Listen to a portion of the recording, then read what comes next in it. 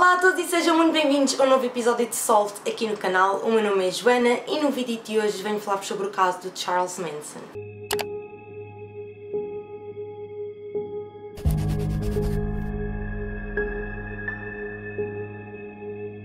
Começarmos com este vídeo, malta, gostaria de vos pedir duas coisinhas. Primeiro, que me dissessem nos comentários o que é que acham do meu novo cabelo.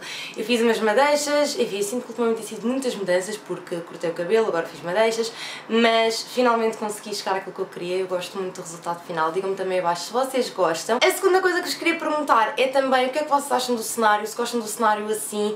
Eu sei que está diferente, eu mais uma vez mudei o meu quarto, enfim, eu digo isto porque eu de X em X tempo estou sempre a mudar o meu quarto. E então neste momento estou a pensar como é que vai ser o cenário dos vídeos, também por causa da luz e tudo mais, e por falar na questão da luz, se este vídeo ao longo do vídeo, não é, for perdendo luz, eu peço imensa desculpa, mas já estou a gravar assim um bocado tarde e pronto, a luz já não é exatamente a melhor, mas pronto.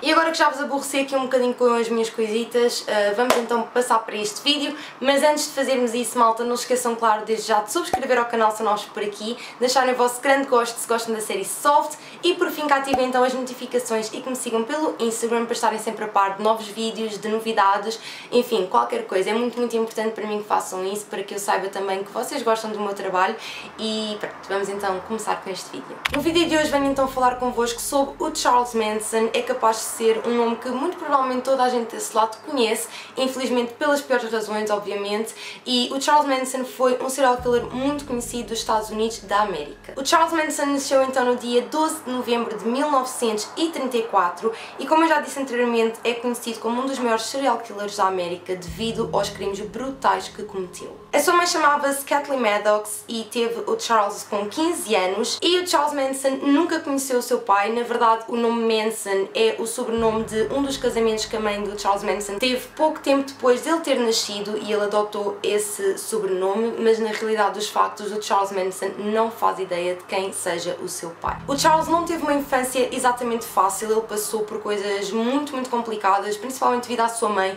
A sua mãe era uma mulher que era viciada em drogas, era uma mulher muito problemática e que, para além disto tudo, era também prostituta e que não dava atenção nenhuma ao seu filho. Devido a isto, o Charles passava muito tempo com a sua avó, inclusive houve uma altura em que a mãe do Charles foi presa e nessa altura o Charles foi obrigado a viver com os seus tios e mais uma vez não teve uma infância nada fácil porque, segundo se sabe, o tio do Charles abusava dele e agredia-o e, portanto, enfim, ele não teve uma infância mesmo nada fácil. Quando a mãe do Charles saiu então da prisão, as coisas não mudaram absolutamente nada, inclusive numa entrevista o Charles Manson diz que aconteceu uma vez a mãe dele tentar vendê-lo em troca de bebidas alcoólicas, portanto, como podem perceber, a mãe dele era realmente muito problemática e nesta altura o que começou a acontecer foi que o Charles, à medida que ia crescendo, ele começou a fazer imensos roubos e, portanto, estava a começar a entrar por um caminho realmente muito mau e, eventualmente, foi parar a um reformatório. Isto tudo aconteceu, só para vocês terem uma noção, numa altura em que o Charles tinha apenas 12 anos de idade,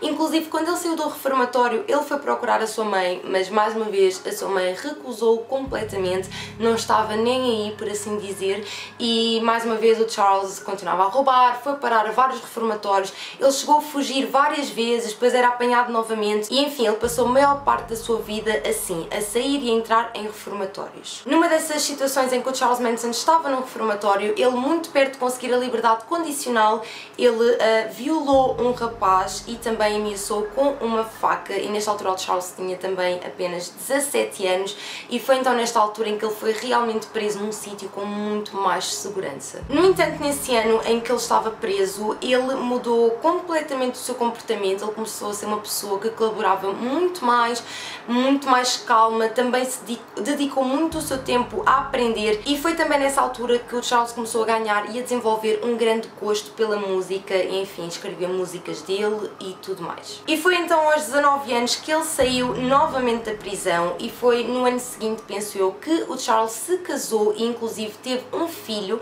No entanto, o emprego que ele tinha não era o suficiente para ele conseguir governar a sua família e ele mais uma vez voltou para a vida antiga, que era roubar, e nessa altura ele foi novamente preso e a sua esposa largou-o e nunca mais quis nada a ver com com ele. E então ele foi preso, foi solto novamente e foi preso novamente. Pronto, isto é uma grande confusão, mas isto para vos dar realmente a ideia de que ele andou constantemente nisto durante a sua vida inteira, a entrar e a sair da prisão, mas pronto, não vou entrar assim em muitos mais pormenores. Se vocês tiverem interesse também podem pesquisar um bocadinho mais sobre isso. Mas quando ele tinha então 26 anos, ele ainda estava preso e ele aí começou a desenvolver ainda mais o seu gosto pela música e começou a ser um grande admirador da banda The Beatles. Enfim, eu já vos falei sobre os Beatles algumas vezes aqui no canal. Quem me conhece, quem acompanha o meu trabalho sabe que eu sou uma grande fã dos Beatles. Inclusive eu já fiz um vídeo sobre o assassinato de John Lennon, se vocês ainda não viram vão ver, está aí na lista de reprodução da série Solved. Mas isto para dizer que de facto o Charles Manson ganhou uma grande admiração pelos Beatles, eles inspiravam-no imenso e ele dizia inclusive que um dia iria ser mais conhecido e ia ser maior que os próprios Beatles. E então durante esse tempo na prisão foi exatamente isso que ele fez. Ele escrevia imensas músicas e também tinha assim umas filosofias um bocado maradas que tentava também incutir a outros prisioneiros, e foi então aos 32 anos de idade que ele ia ser solto. E desta vez o Charles não queria ser solto, o que faz imenso sentido, porque se nós pensarmos bem, ele nunca teve uma família, ele andou grande parte da sua adolescência, da sua infância a entrar e a sair de reformatórios, de prisões e, enfim, no fundo a única vida que ele conhecia era a vida na prisão, e pelo que dá para perceber ele realmente sentia-se seguro na prisão, sentia que tinha lá uma vida e portanto dessa vez quando ele ia ser solto ele não queria ser, mas teve que ser, não é? Isto foi então em 1966, portanto anos 60, em que havia um movimento hippie, e foi nesta altura em que o Charles Manson saiu da prisão e ele nesta altura começou a falar com muitas pessoas e começou a ganhar muitos seguidores. Muitas destas pessoas que começaram a seguir o Charles Manson eram pessoas que também tinham tido infâncias muito complicadas, vidas também muito complicadas.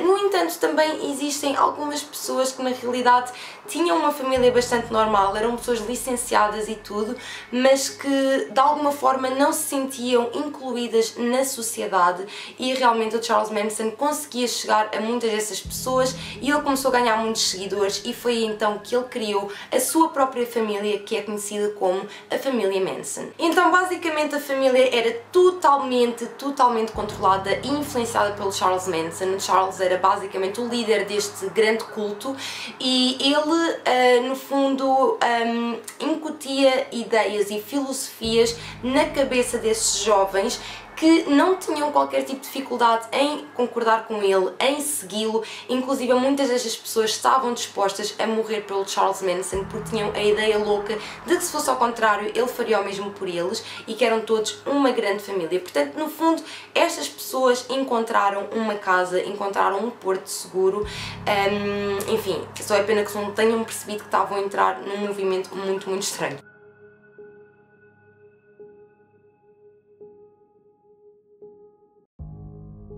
E foi então em 1968 que a família Manson tinha encontrado a sua casa em Spahn Ranch, perto de Los Angeles, e nesse mesmo ano o baterista dos Beach Boys conheceu alguns dos membros da família Manson, que mais tarde o apresentaram ao Charles. E então, eu não sei se vocês conhecem a banda de Beach Boys, mas também é uma banda muito conhecida. Eu pessoalmente também gosto muito dos Beach Boys, e é quase surreal pensar que o baterista dos Beach Boys teve qualquer tipo de envolvimento com o Charles.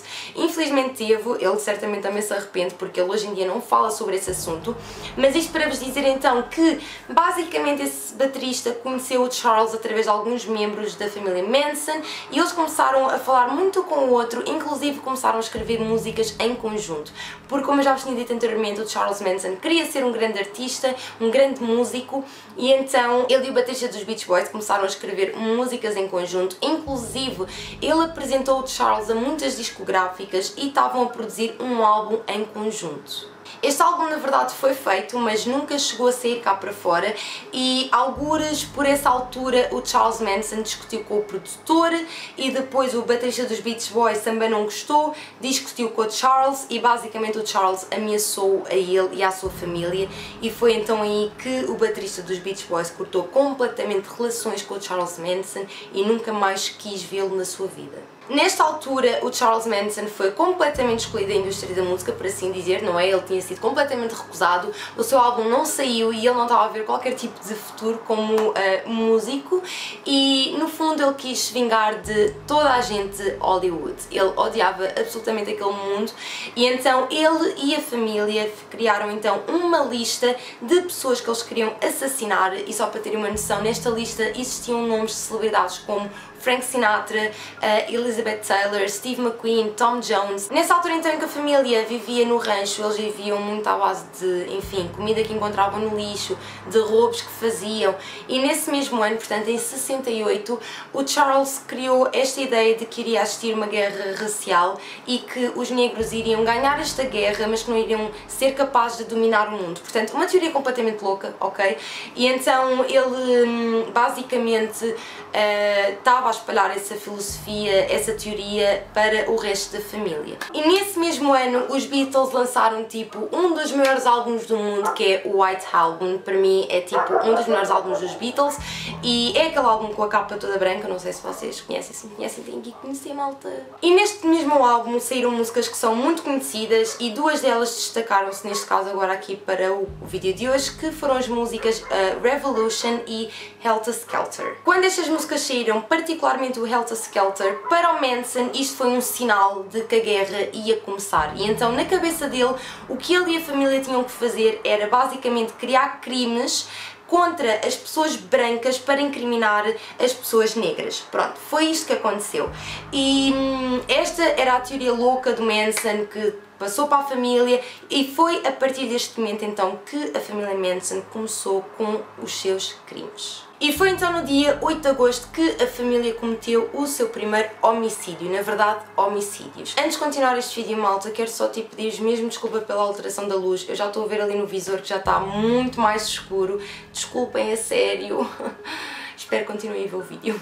Mas pronto, como eu estava a dizer, foi então nessa noite de 8 de agosto, na verdade na madrugada do dia 9 de agosto, que a família cometeu o seu primeiro homicídio, e homicídios, na verdade, como já tinha dito anteriormente. E então, nessa noite, o Charles Manson falou com algumas das raparigas da família e disse-lhes a elas que elas teriam de ir com o Tex a uma morada que ele lhes tinha dado. Já agora o Tex é um homem que fazia parte da família Manson, e então o Charles disse-lhes a elas que elas tinham que ir com o Tex a essa morada e que tinham de fazer tudo o que o Tex lhes mandasse e que a ideia era matar toda a gente que estivesse dentro daquela casa. E foi então nessa noite que a família se dirigiu até à casa de uma atriz em ascensão que era a Sharon Tate.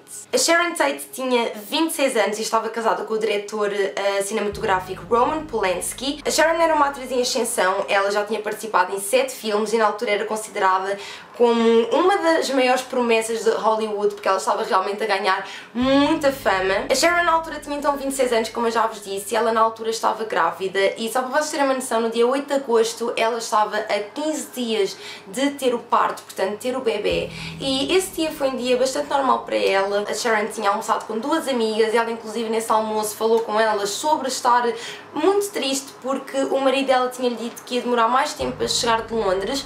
Isto é importante dizer que o marido da Sharon Tate não estava em Los Angeles neste dia, estava em Londres devido a trabalho, e então basicamente foi assim o dia dela. E depois então, durante a noite, ela foi jantar a um restaurante que se chamava El Coyote com alguns dos seus amigos e depois foi para casa. E então a Sharon Tate estava na sua casa com alguns dos seus amigos, como o Jay Sebring, que era um cabeleireiro muito conhecido em Hollywood, o Oscar Frisch, que eu não sei dizer o nome, eu vou escrever aqui, ok malta, não sei mesmo, peço desculpa, que era um amigo do Roman, portanto do marido da Sharon Tate. Na casa também estava a Abigail Folger, que na verdade era o namorado desse senhor que eu falei antes, que não sei dizer o nome, que é o OX. Estava também na casa um senhor que se chamava William Garretson, que era um empregado da família Tate, portanto que vivia na casa com eles, mas que vivia numa casa mais pequenina no terreno, portanto longe da casa principal, por assim dizer. E para além do William estava também um rapaz que se chamava Steve Parent, que era um estudante que tinha 18 anos, que tinha ido até à mansão Tate para visitar o seu amigo William. E foi então na madrugada do dia 9 que a família Manson entrou dentro da casa e, portanto, os membros da família Manson que entraram nesta casa foi o Tex, como já vos tinha dito, que era quem estava, enfim, a comandar todo o grupo, a Susan Atkins, a Patricia Krenwinkel e a Linda Kasabian. A primeira vítima foi o Steve Parent, portanto, o amigo do empregado da família que eu vos tinha falado, isto porque ele foi literalmente aquela pessoa que estava no sítio errado à hora errada, porque o Steve ia a sair da mansão, portanto pelo portão principal, porque tinha de visitar o seu amigo, e quando ia a sair deparou-se com a família Manson e foi então aí que o Tex o assassinou com tiros. Enquanto isto acontecia, o resto da família entrou então para a mansão e foi então quando viram a Sharon Tate e os seus amigos e eles foram brutalmente assassinados com facadas e tiros. Enfim, eu não vou entrar em grandes pormenores porque, enfim, todo o homicídio é muito violento e muito gráfico, portanto, resumindo um bocado o que aconteceu, foi exatamente isso. Na altura, soube-se que a Sharon Tate foi a última vítima, portanto, foi a última pessoa a ser assassinada e que ela na altura implorou para que não a matassem, para que deixassem pelo menos o seu bebê nascer e que depois eles podiam fazer o que quisessem com ela. No entanto, a família Manson não ligou absolutamente a nada disso e assassinaram a Sharon Tate com 16 facadas, não só a Sharon Tate, como também o seu bebê. A Abigail tentou fugir, no entanto, foi rapidamente apanhada por um dos membros da família e foi brutalmente também esfaqueada no quintal da mansão. Quando a polícia chegou ao local do crime, a polícia estava completamente chocada. Era um local de crime muito sangrento, muito violento, como eu já vos tinha dito anteriormente. Inclusive encontraram frases pelas paredes, pelos muros, escritos com o sangue das vítimas. Inclusive uma das frases mais conhecidas é a palavra pig, que foi escrita com o sangue de Sharon Tate. Na altura não se fazia a mínima ideia de quem poderia ser o culpado por este crime horrendo. Na verdade, o próprio Roman Polanski, portanto o marido de Sharon Tate, foi considerado um suspeito, o que não fazia grande sentido, mas na altura foi considerado como suspeito e, enfim, foi uma altura em que muita gente estava assustado porque de facto não se fazia a mínima ideia de quem é que tinha cometido aquele crime. Na noite seguinte, a família Manson ataca novamente e desta vez atacaram o casal LaBianca. Os LaBianca era então um casal que era a Rosemary e o Leno e eles eram donos de uma cadeia de supermercados em Los Angeles e eles não tinham qualquer tipo de ligação com a Sharon Tate ou com os seus amigos. À semelhança do caso anterior, foi tudo ordens do Charles Manson, foi ele que escolheu a localização, foi ele que escolheu as vítimas e mais uma vez ordenou que os membros da família fossem lá e que os assassinassem. O crime aconteceu durante a madrugada, portanto o casal LaBianca estava na verdade a dormir e foram brutalmente assassinados mais uma vez por facadas pela família Manson.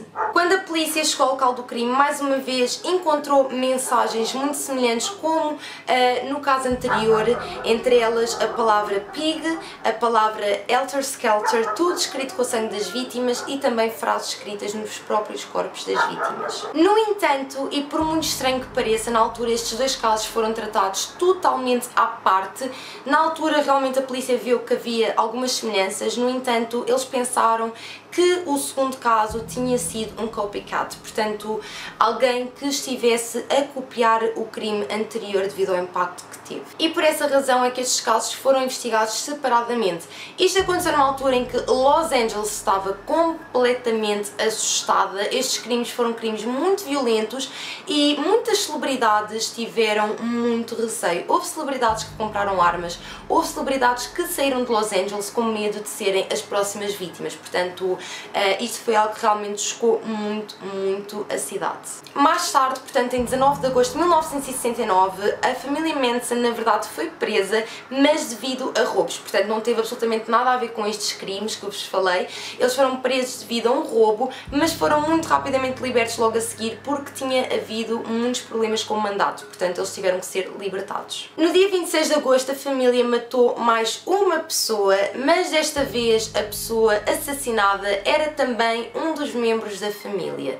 E então este membro da família, eu ainda não vos falei sobre ele, mas ele chamava-se Donald Shade. Ele não esteve diretamente relacionado com os crimes que eu vos falei anteriormente, acho importante referir, mas basicamente ele foi assassinado mais uma vez à ordem do Charles Manson, porque o Charles acreditava que o Donald era um bufo, portanto que ele andava a dar informações sobre a família à polícia. E o que aconteceu foi que eles assassinaram-no e um outro membro da família, uma mulher, ouviu toda a conversa e percebeu-se que eles tinham assassinado um dos membros, e foi então aí que ela foi ter à polícia e contou tudo o que sabia, contou que eles tinham assassinado o Donald e que tinham também estado diretamente envolvidos nos assassinatos na casa da Sharon Tate e dos LaBianca. Na altura que a polícia soube então esta informação, a polícia conseguiu arranjar provas suficientes que os ligassem aos homicídios através da ADN, e foi então nessa altura que o Charles Manson e os restantes membros da família foram acusados de homicídio. Uma coisa que provavelmente vocês devem estar a perguntar neste momento é: ok, mas o Charles Manson não matou ninguém a sério, ou seja, no sentido de que não foi ele que cometeu os crimes,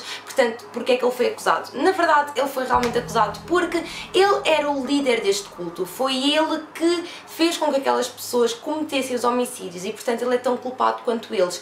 E então, na altura, ele foi realmente acusado. E existem pessoas que concordam, existem pessoas que não concordam. Eu pessoalmente concordo, e muito, porque eu até tenho a teoria de que as outras pessoas eram completamente fracas e que ele foi mesmo ele que os tornou uns assassinos. Mas pronto, eu no final já dou a minha opinião com mais pormenor, mas não me quero afastar, vamos continuar. Isto para dizer então que eles foram acusados e que foram a julgamento, portanto, o Charles Manson, a Susan, a Leslie, a Patricia e o Tex.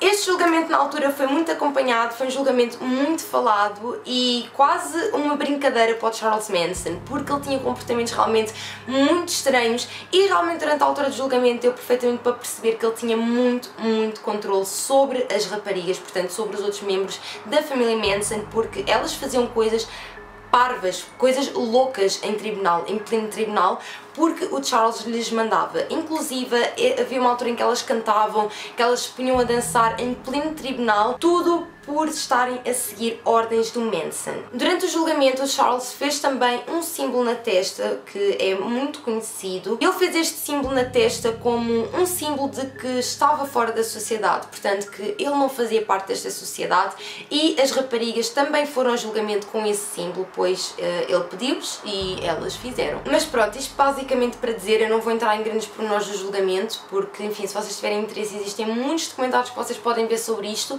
mas de facto foi tudo uma grande brincadeira para ele. Ele andava constantemente a gozar e a rir-se. Inclusive existe uma imagem que ficou muito conhecida que retrata uma das vezes que o Charles Manson se atirou ao juiz. E foi então em 1971 que a família Manson e o Charles Manson foram todos sentenciados à prisão perpétua. Na verdade, eles inicialmente tinham sido sentenciados à pena de morte, no entanto as leis alteraram-se e isso não foi possível, portanto a sua sentença foi alterada para prisão perpétua. Durante este tempo todo em que tiveram presos, todos eles tentaram recorrer à liberdade condicional, no entanto foi sempre recusado e nenhum deles saiu da prisão. O Charles Manson morreu na prisão no dia 19 de novembro de 2017 devido a causas naturais, portanto ele já tinha sido internado num hospital 3 dias antes porque estava realmente muito mal de saúde e faleceu então no dia 19. E chegámos então ao final deste vídeo, malta. Eu espero muito que vocês tenham gostado do vídeo de hoje. Eu já estava para falar sobre este caso há imenso tempo, só tive a oportunidade agora. Para recapitular um bocado todo este caso, o Charles Manson era um maluco mesmo. Eu sei que muito provavelmente alguém vai perguntar nos comentários porque é que ele fez isto. Tipo, não me perguntem porque eu também não sei. Ainda hoje não se consegue perceber o que é que o motivou. Ele era definitivamente uma pessoa maluca.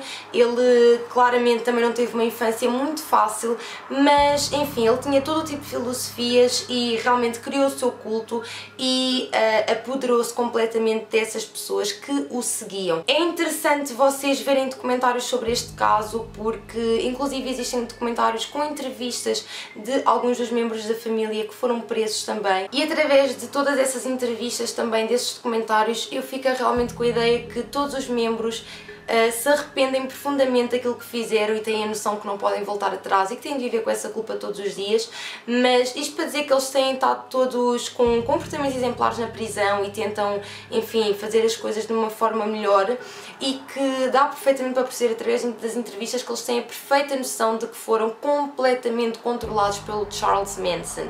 Eu acredito que essas pessoas, se nunca tivessem conhecido o Charles na sua vida, nunca se teriam tornado assassinas. No entanto, isso aconteceu. Isto só prova o quão fraca é a mente humana, e eu acho que essa é a lição que podemos tirar deste caso, é que de facto, às vezes quando nós estamos mais tristes, quando nós nos sentimos completamente perdidos, agarramos-nos a uma ideia, a uma visão que nem é nossa, e que por vezes isso pode não ser positivo. Às vezes temos mesmo que pensar por nós mesmos, às vezes não, sempre devemos tirar as nossas próprias conclusões, e enfim, e não nos guiarmos pelos ideais que nos são impostos por outras pessoas. E eu acho que isto é daquelas coisas que hoje em dia se pode aplicar em muitos casos, em muitos temas, enfim, que não vou aprofundar aqui, como é óbvio, mas tenham sempre isso em mente. Acho que isso é muito importante, é que nós sejamos críticos, consigamos analisar as situações por nós e criar as nossas próprias ideias, e pronto. E neste caso o Charles Manson tinha a sua ideia, for sure, simplesmente era uma ideia completamente lunática e ele era uma pessoa má. Uma pessoa muito, muito má. Não se esqueçam, claro, abaixo de deixar a vossa opinião relativamente a este caso, alguma ideia que vocês queiram compartilhar connosco, deixem tudo aí abaixo nos comentários que eu vou ler tudo como sempre. E mais uma vez, malta, peço imensas desculpas por esta luz, isto hoje não correu nada bem nesse sentido, peço mesmo desculpa, mas eu prometo que os próximos vão estar melhores, don't worry. Volto então a relembrar-vos para que subscrevam ao canal, para que deixem o vosso grande gosto neste vídeo se gostam da série Solved, e que por fim ativem as notificações aqui do YouTube e que me sigam pelo Instagram para se manterem sempre a parte quando saem vídeos novos, e também, claro, se quiserem acompanhar um bocadinho do meu dia-a-dia. E é isso, pessoal, um grande beijinho para quem está a assistir e vemo-nos então no meu próximo vídeo. Beijinhos! Enchanté.